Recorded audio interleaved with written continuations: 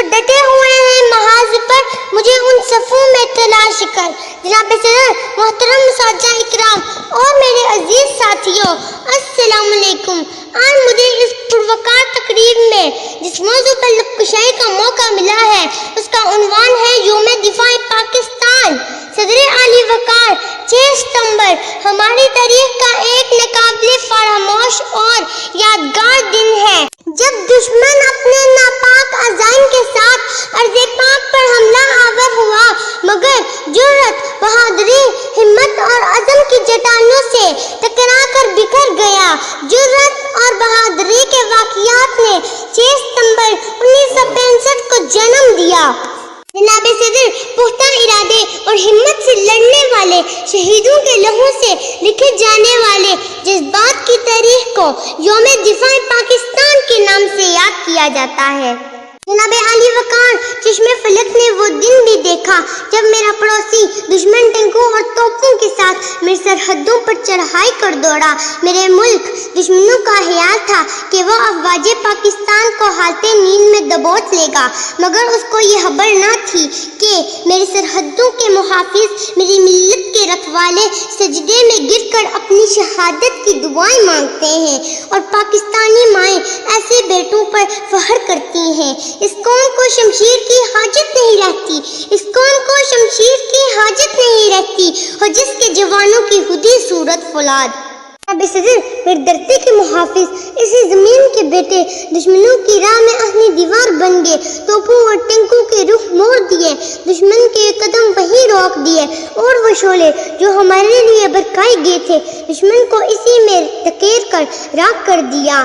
ہمارے جانباز سپاہیوں نے دشمن کو ذلت آمیز شکست دے کر 6 ستمبر 1965 کو 17 دنوں کے ہمارے تاریخ کا زندہ جاوید باب بنا دیا۔ جناب صدر، بھارت نے میری ارض پاک پر حملہ کر دیا، لیکن ان کے جرنیل اور سیاسی رہنما اس بات سے ناآشنا تھے کہ یہ وہ قوم ہے جو اپنے دین اور ملک کو بچانے کے لیے اپنی جان تک قربان کرنے میں اپنی نجات سمجھتی ہے۔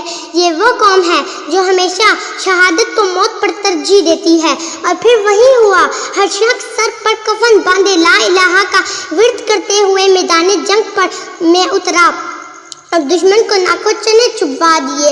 ہے جرم مگر وطن کی مٹی سے محبت، ہے جرم مگر وطن کی مٹی سے محبت، یہ جرم سدا میرے حسابوں میں رہے گا۔ صدر عالی وقار، دنیا نے یہ منظر بھی دیکھا کہ میری ملت کے محافظوں نے جرأت اور بہادری کا مظاہرہ کیا اور چونٹا کے مقام پر دنیا کا سب سے بڑا ٹینکوں کا قبرستان بنا ڈالا۔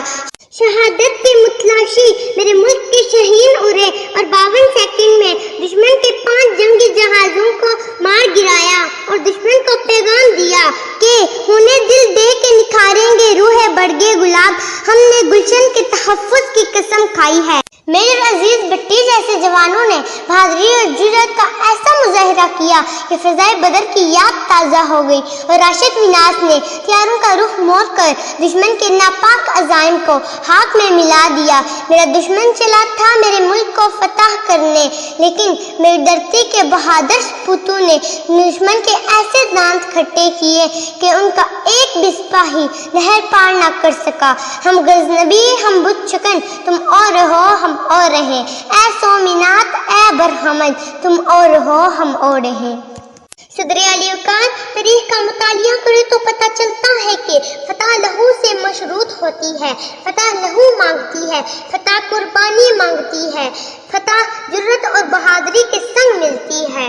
میرے ہم وطن ساتھیوں، یہ دن ہماری تاریخ کے اوراق پر ہمیشہ چمکتا رہے گا، اور اگر ضرورت پڑی تو انشاءاللہ ہم تازہ خون سے اس سے بڑھ کر چمکدار اور یادگار تاریخ لکھیں گے۔ اللہ تعالیٰ میرے ملک کو قائم و دائم رکھے، آمین۔ خدا کرے میرے عرض پاک پہ اترے وہ فصل گل جسے اندیشہ زوال نہ ہو، یہاں جو پھول کھلے ہیں کھلا رہے برسوں، یہاں سے خزاں کو بھی گزرنے کی مجال نہ ہو۔ شکریہ۔